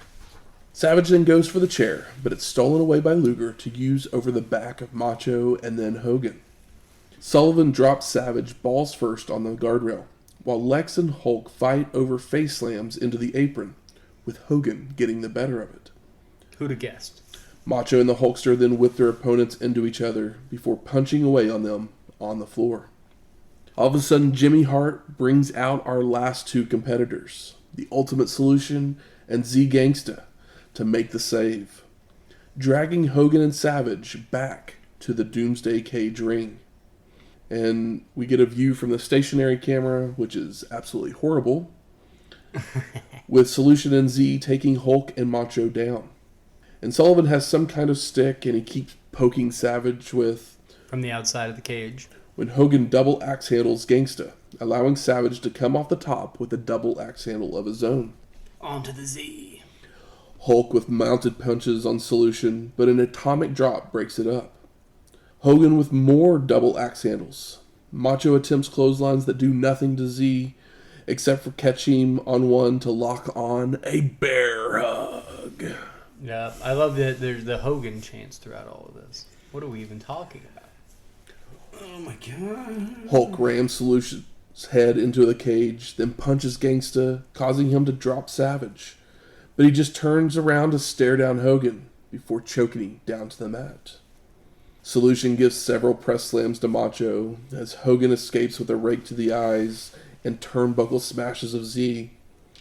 Savage then leaps off the top with a double axe handle, but this time he's caught by Solution for another bear hug. Until Hulk comes to the rescue. Double A and Flair now jump into the ring to help, so both Hogan and Macho are being double teamed. Savage is being thrown into the cage while Gangsta's dropping Mongolian chops on the Hulkster. All of a sudden, Booty Man comes running out and hands the Mega Powers frying pans. Sounds like he's been watching some ECW. Fry it up. I feel like Macho Man may have pulled a foreign object out of his pants, or is that about to happen? I can't get it straight in my mind. There was at one point he was trying to pull something out of his pants, and then he got stopped, and then you see powder just fall out of his hand onto the ring. Oh yeah, because it's about to be Bump City. We're doing the after party in the ring, guys. They're chopping up lines. The Mega Powers then throw some more powder to blind their opponents before using the pans on everybody many times. Yes. I mean, but they do cute little like microphone bops on top of the head with frying pans. I mean, the frying pan, they're small. Can't frying make them pans. bleed, so just a little boop, crack the egg, boop, crack the egg, boop, crack the egg. You know what's less dangerous? A well done Punch. blade job.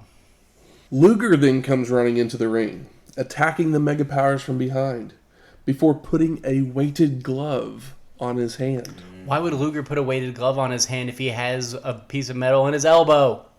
That was in WWF. I don't know if he has the elbow thing in this one. I can't remember. It's real, though. It's real, isn't it? So the Nature Boy's holding Macho for Lex, only for Savage to duck, and Nate gets nailed. Even though it was very badly mistimed. Yeah, it was horrendous. The Mega Powers get one more shot in on everybody before looking to escape the cage, because that's the only way Hogan knows how to win cage matches. How can you win But Macho jumps on Flair for the pin and the win. Good on you, Macho. I mean, this is a mess, but you can't leave the cage, come back into the cage, and then leave the cage to win. Unacceptable. The first thing should have been acceptable. Post-match, the Mega Powers make a beeline to the back. Probably because Hulk needed to catch a plane to go film Santa with muscles. I love that Hogan... Is that an actual movie? Yeah. I've never heard of that one. I missed that Hogan flick, thankfully. I love that Hogan lifts Macho Man's arm, and Macho Man's just like falling over himself. It's like, hey, at least he's trying. Yep. Tony, the Brain, and Dusty discuss the evening, and Bobby's upset, saying this has to stop. Calling Hulkamania an infectious disease. Trying to remember what it was that Dusty had said, but it had something to do with I wonder if I had a show that you've never seen anything like this before or something. Yeah. It just hyping it up to be something that wasn't the pure dog shit that it was. Oh yeah, Bobby says Hogan won, but it has to stop. He's like sells it as like, but this has to stop. This is bad. Heenan then just removes his headset and leaves, Thank you, Bobby. with Shivani telling him not to get lost. Oh, it's cold. Because remember, he got lost on the way to Yeah, the arena. that's funny. Before saying his goodbyes, and credits roll. We get those VHS credits, baby. Oh, now my favorite part. So I ask you, gentlemen, what are your overall thoughts of Uncensored 96? I'm gonna take it first. Go for it. Trash show. It's a trash show. Yeah. But the first two matches are great. They're high energy. They're well worked. They're wrestling. They're great wrestling matches. Unfortunately, one of them ends in a weird DQ because of a blood and or a concussion or whatever. Because they were really fucking laying into each other. The other one was a great technical match that was lucha style, but it was not quite pure flip.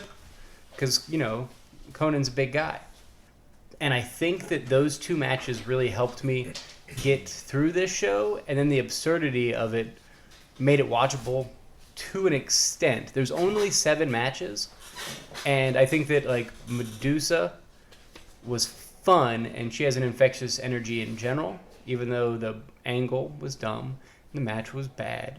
It was nice to see her.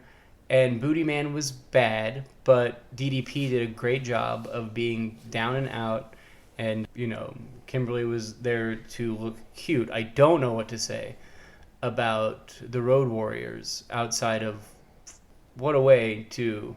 They were so lucky that they could be this bad in the mid-90s and still obtain and their legacy. They like the people don't like shame the Road Warriors because of how great they were, but like when the Road Warriors are bad, it is egregious. Yeah, when they're bad, they erase anything that they've done good in the past. I mean, I don't know if they erase it, but it definitely like kind of colors it. But they get away with not doing that in the long run because they were the hottest thing at like the height of the like JCP NWA days. So it is what it is. And then the last match is just so ridiculous that it's almost gleefully stupid. So show's bad. Wouldn't suggest it. But if you like looking at a train wreck, you might find it interesting. The first two matches, though, I think are what WCW should be aiming to do to right the ship. Unfortunately, I can't see that coming. You were a whole lot nicer on it than I am. I was, and I shouldn't be, because talking about it was tough. But, that's why I wanted to start first, because I'm ready for you to pee-pee and poo-poo all over. Thoughts can be summed up in 3 words. Fuck this show. Eddie and Konnan, they did good. Regal and Finlay, they did good. But those 2 matches are not enough to make me ever want to suggest watching anything on this show to anyone ever. They're almost to like 1/3 of the show, though. Yeah, I mean they are, but that other 2/3 of the That show other- just erases It's really- everything from anything good that was previously on my TV was eliminated the second that Parker and Madusa got out there because it was just a stupid match. And I mean, Booty Man and DDP, it's just dumb. We're on like the 7th character that Brutus has had in here, and they're all the exact same character, just with a headband or face paint. It's still the same stupid moveset, same stupid facial expressions, even if they're covered up under paint. The tag team match was just a train wreck that should have been stopped before it even started, and the last match never should have even thought into existence. On paper, it's bad. This is my least favorite show, I think, ever that we've covered. I think that the other Uncensored show is worse because it doesn't have matches of quality of the first two. I looked it up before we watched this. I can't even remember what was on it. But it was... Maybe it's not worse. But it's got, like, no matches on it. I think the best match on that show might be a DDP and Johnny B. Bad match. But the amount that I loved the first two, like I said, it really did help me get through to the end. And I can't blame you. They weren't enough for me. Because even as I'm thinking back, And what's funny is, like, we can think of a better way to book how to use that cage immediately. It's the dumbest way possible. Yeah. It should be... Put people in there that people actually want to see and not just throw everybody that's left on the card into a cage because Kevin Sullivan is the booker. There's so many better... Whoever the fuck is booking this shit at the time. I don't know. But there's so many better ways... I've said more than I need to about this entire show already, and I stayed mostly silent during the actual talking of the show because it just blows. It blows. Matthew? It does blow. It's close to being the worst show we've ever watched. But the first two matches do raise it above, because both those matches are better than the Zbyszko match on Bunkhouse Stampede. Is that the good one on... That's my show that I still consider the worst. Yeah. My thoughts can't even remember. Basically on this, 18 minutes, 17 minutes, 4 minutes, 16 minutes, 2.5 minutes, 29 minutes, 25 minutes. Yep.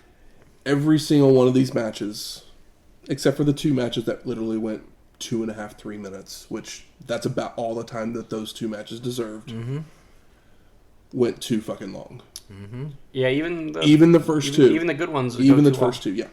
And I agree with that. Because, like, Konnan and Eddie, they go 18:30. They go 12 minutes. Cut 6 minutes off that match. That's a high-flying pace. That is a great match. Yeah, they definitely do a lot of like showboating and crowd stuff. They do. And then there's they don't do that for 6 minutes. So there's still another 4 minutes of like them kind of repeating spots almost. Regal, they go 17 minutes in that match, and I mean, like I said, I don't know for certain, but I'm pretty sure that they cut that match short. God, if they cut that short, what the hell? And I'm like, that match was brutal. It should have been 15. And it probably should have been just a quick 15. Mm-hmm. That brutal 15 and been in and out. I loved the brutality of it. Booty Man went 16 minutes. Yeah. It did. Which then caused, obviously, Road Warrior, Sting, and Booker T to go 29.5 minutes. Which is about 15 minutes longer than any Road Warriors match should ever be. Mm-hmm. Also, if they didn't have Colonel Robert Parker and Madusa, or the Giant, and or like if that match was like two wrestlers, they could have stretched a match from 8 minutes to like 12 or 13 or whatever, and saved it a lot. We can't expect that from the Giant and the Loch Ness. I can honestly tell you that you mentioned earlier there was 4 matches on main event. Each one of them were less than 5 minutes long. Yeah. Okay? Literally, they could have probably put all 4 of those matches on the card and cut time off of each match to fit them in, and I would have enjoyed this show more. And you would have had even though that would have been 11 matches on the card, You could have done it in the time allotted. In But two the hours show and 45 was like minutes. 14 hours, so 11 matches over. I know it was only 2 hours. It's like and 47 2:45 minutes, or whatever. But yeah. it felt like it was a 14-hour literally, show. It did. I'm with you, but I hadn't even gotten to the final 2 matches, and I was already rolling my eyes because of how just overly long this show felt. It was a struggle to get through. Yep. It was. I did break it up in a weird way where I watched the first 2 matches, came back the next day. Yeah, see, that makes things more enjoyable. And I didn't do make it things much on differently. purpose or whatever, but even the first 2 matches, by the time the first 2 matches were over, guess what the clock was at? It was at 45 minutes. 47.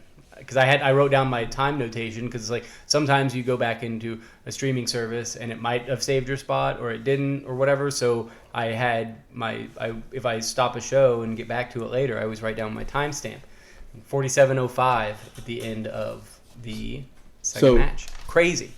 Michael definitely liked the show more than me and you did, but I definitely it's not good. I don't like it as much, or I don't dislike it as much as you, Shane. But that's just because those first 2 matches, there are at least parts of them that I can see the good match in there. I see wrestling in those matches. They just need to be trimmed. Sure. Yeah, I see great wrestling in those matches. I literally think that Konnan Guerrero match fits 12 minutes. We may be talking short list. Absolutely. Type match. Yeah, no, I thought it was a great match, but it did go on too long. I kind of forgot how long it went on until we started talking about the times. But towards the end of this show, I was like, you know what? I have a weird memory about pausing this show and being surprised. And 2 matches happen, and you're 50 minutes into the show. That's insane. Mm-hmm. That's insane. Yeah. And then the last match, the 3-cage thing, already stupid. But if you're going to do it, you got to do it with some kind of intelligence. It can't be 2 guys versus 6. Everything gets thrown out of the window. There's a clean way to do that dumb match. There's a clean way to do it. Oh, yeah. And I'm not going to spend the time thinking it up. We're not going to fantasy book something as dumb as that. But anybody that's listening can easily take the list of those guys' names and figure out the right thing to do. Even if you got to add a face or 2 to the other side, there's more intelligent things that can be done. You can't leave the cage. You can't leave the cage in a cage match and then go back into the cage. You can't have a cage match without all of your people in the cage when the match starts. It makes absolutely no sense when you have these multiple layers of shit. I can see with the and then all of a sudden yeah. You're out of the cage, and then you're back in the cage, and then the guys that are supposed to be in that part of the cage are finally in that cage, but it makes no difference if you pin them or if you get out of there because nothing makes sense in that. Yeah. Yeah. Yeah, I don't want to, like I said, I don't want to fancy, but there's a scaffold with doors on the sides of each one. There's a way to do this. Nice and clean.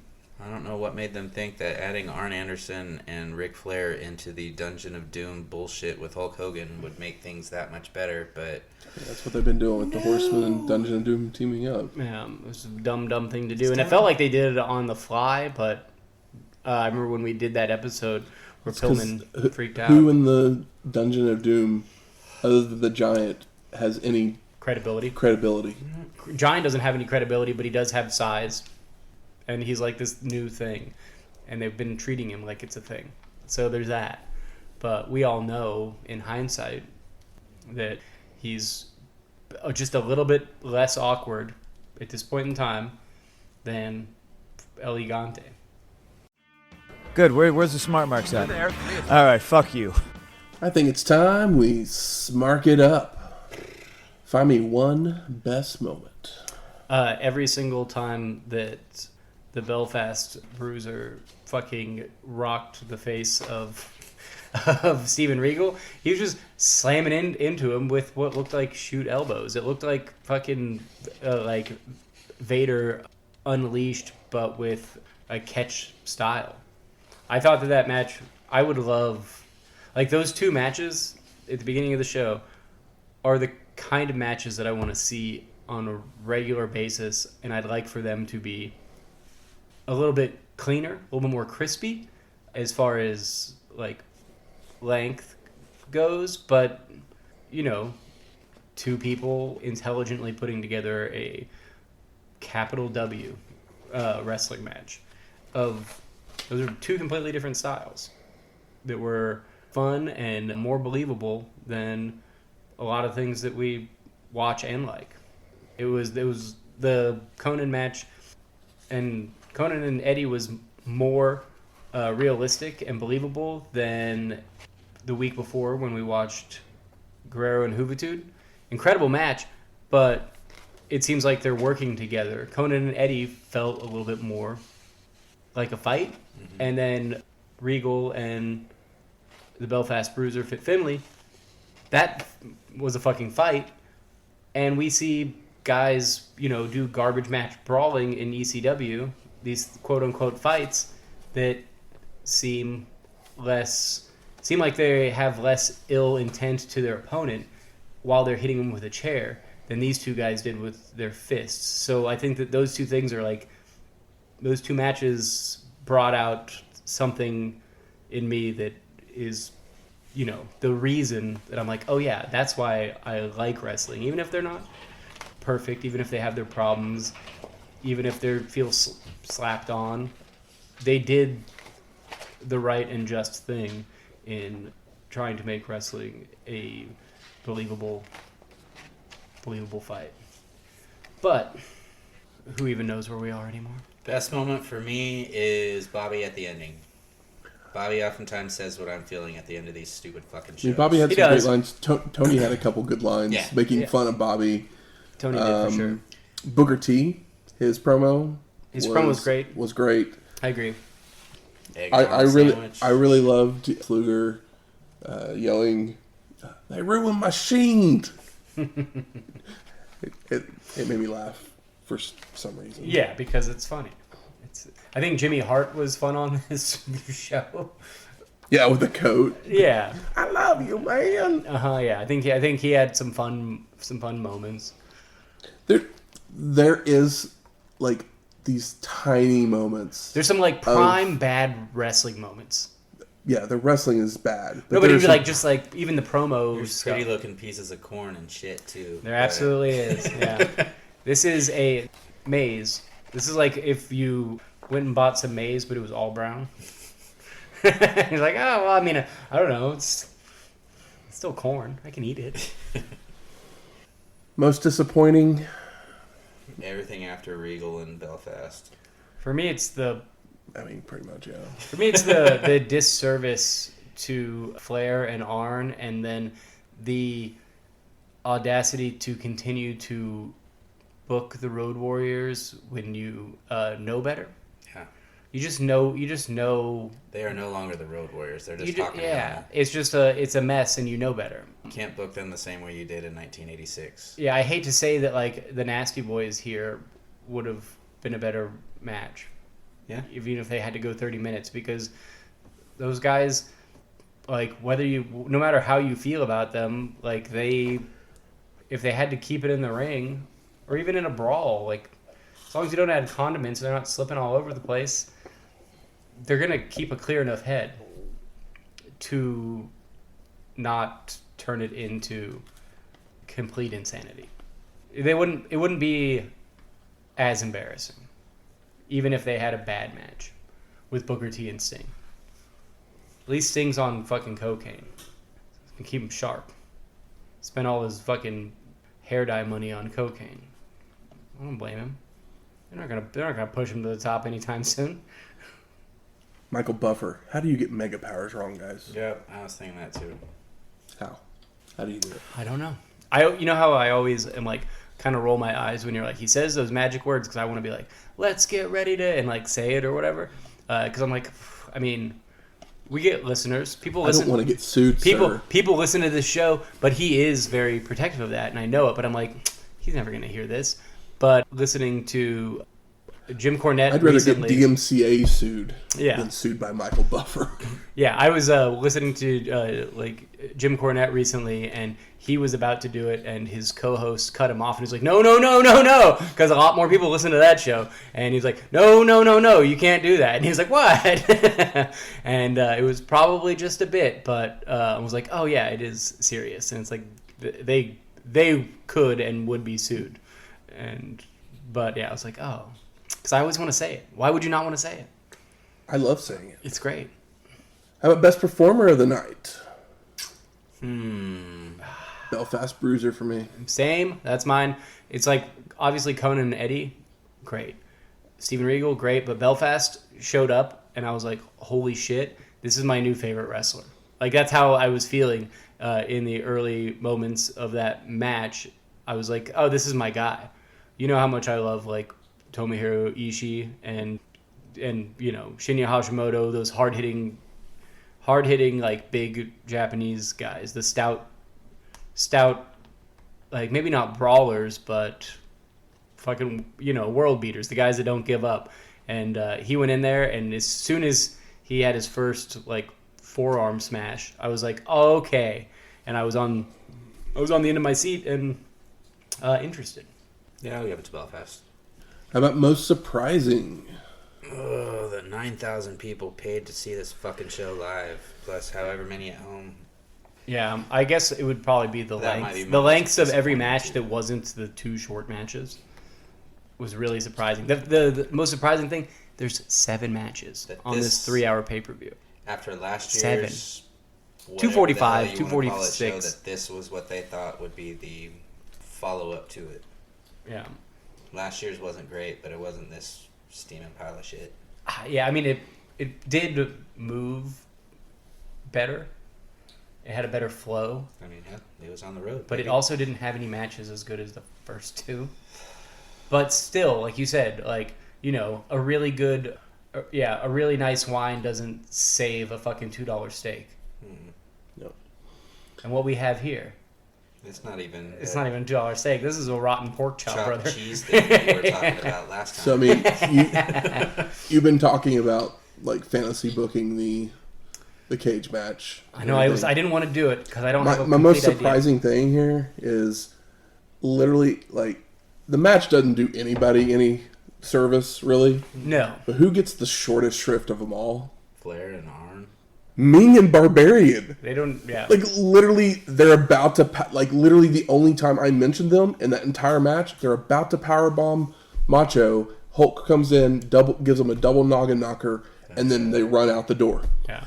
It's literally the only thing then they don't even show up at the very end. No. When everyone else is in the ring. They went to the back and probably fucking didn't Like, even bother taking a shower. Went to just the like, hotel and hit the bar. fuck this shit. I can Let's see you get outta guys here. later. Yeah. We're gonna get drunk and go to sleep before we have to talk to you again because that was embarrassing. Like, they were probably back there waiting to jump Hogan when they got back. You also remember That's why when he was like running off as fast as he was. they started to book Meng like pretty well. Meng was in a martial arts match In the last one, yeah. in the last one with Hacksaw Jim right. Duggan. Yep. Which we aren't the biggest fans of Duggan in. Anything, but Yeah, I mean, I haven't watched much of his Mid-South stuff, but I do not like him in the WWF, and I like him less in the WCW. Yep. But Meng, we're all fans of Meng. Yeah. We think that he's a great athlete that's booked poorly. I like Haku. We all, Meng. but we're fan of Meng, the. I always felt was disappointing because Yeah. they never did shit with him other than this. They started. stupid shit. They started to. when he Remember? first showed up, they Yeah. did stuff with it. Remember Bash at the Beach when he started Yeah, when having he was matches just and he was looking The good. badass and guy staying in the that ring? was, the quiet guy. Yeah, And because he then was just a bodyguard for a long once time. they actually started to do something with the character with him, that's when it all went downhill. Yeah, but we know that we like the man Mhm. and respect the man, and we know that he is capable of much more. Making their way to the ring, It's trivia time. Thank God. Least favorite show. This week the category is The Champ is Here. The champ is here! The champ is here! So 5 points for a correct answer. 3 if we go to multiple choice. I'm going to give you a show and the championship. You give me who the champion was at the end of that show. All right. So it's not specifically heavyweight. It's just a belt. To be any belt. All right. So the show is ECW When Worlds Collide, and the championship is the ECW Television Championship. Is there a year on it? Or is it just between 93 and 94? Okay. It's 94. I'll give you that much, because Okay, there was not one in 93. Yeah, I think, It's like, has there only been one Worlds Collide? I think they actually did one In 95? in 96. 96, okay. So we haven't got to it yet. I have a name in my mind, but I don't know if it's worth the guess. We both came up 0 last time. And I think we're pretty close in points. Was that the one where they sent... I'm good with multiple choice. I don't care. Yeah, I'll go to it. If he's going to go to it, and we will buzz in, I'd imagine. All right. Multiple choice. Your options are Too Cold Scorpio, Dean Malenko, Jason, the sexiest man on earth, or Mikey Whipwreck. I'm going to go Too Cold Scorpio, because that was my original thought that I was going to make. My guess if I guessed with no multiple choice. And that is incorrect. All right, Shane, it's you. You got 3 boys. Then I'm going to go with Jason, because I'm trying to remember if that's the one where he finally got the damn title. Because we forgot about Jason. You're correct. And that is incorrect. It's Mikey? It is Mikey. Oh, he's my favorite. He was the champion already going into that match, and he defeated 911 by disqualification on that show. Okay. Yeah, I mean, I assume Scorpio is the TV champion in 95, because he was TV champion in ECW. I know, we both know that for sure. I know he was at least in 95. I'm trying to remember if he had one in 94 too. Yeah, that was the meteoric rise of Mikey Whipwreck. So, hey, 2-0-0. 2 shows in a row. Yep. Both no points. This one, Keep things did a we lot tighter. we didn't deserve the points. Nah. Nobody deserved the points.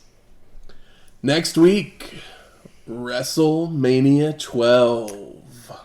Okay, that one will be a little better, I hope. I think, if I remember right. I believe. I don't think I've ever watched 12. Really? I know I've watched the main event several times. If you've watched it several times, I'm sure I've seen it. I've watched the main event. I mean, I've watched the whole show several times, but yeah, the Hollywood backlot brawl or whatever the hell it was. Is that on that one? Yeah. Yeah, okay. Either way, there's no way it'll be less fun than Uncensored. No, it'll at take least a have whole lot to yeah. get. Oh, yeah. Yeah, it might not have a POFO, but it will have pomp and circumstance. So music from this week's show is Over the Edge by Steve Everett. And Macho made the pin for the win. Thank God. So we're going to play Pomp and Circumstance, the electric guitar mix Oh, yes. by Jimmy Hart. I would love to see Jimmy. It would be so great if Jimmy Hart just started touring with a rock band. How fun would that be to go see, guys? If he just came through town. I mean, I'd probably go see. Dude, I would love to see Jimmy Hart sing songs with an electric guitar around him. It'd be fun. If you like this episode or any of our other ones, please go out there and rate and review us on iTunes, Stitcher, Google Play, or wherever you find your podcasts at. And if you have any questions, comments, concerns, If you hated this show as much as I did, I'd really like to hear you. Because, yeah, I hated it. What if you liked it? What if you're just a fan of cringe? I mean, yeah. Tell us what you liked about it. Tell us what you hated about it. Tell us what you ate while you listened to us talking about it. If you've ever tried an egg and olive sandwich, let me know your thoughts. Yeah. but you can do that on our email at wrestlinghistoryx@gmail.com or find us on Twitter at WrestlingHistoX. That's Wrestling HISTO X. We'll talk to you next week. WrestleMania's next week, guys. Just, be appreciated. Be appreciated. Finally over. WrestleMania coming up. Yeah, and as always, fuck you, Terry.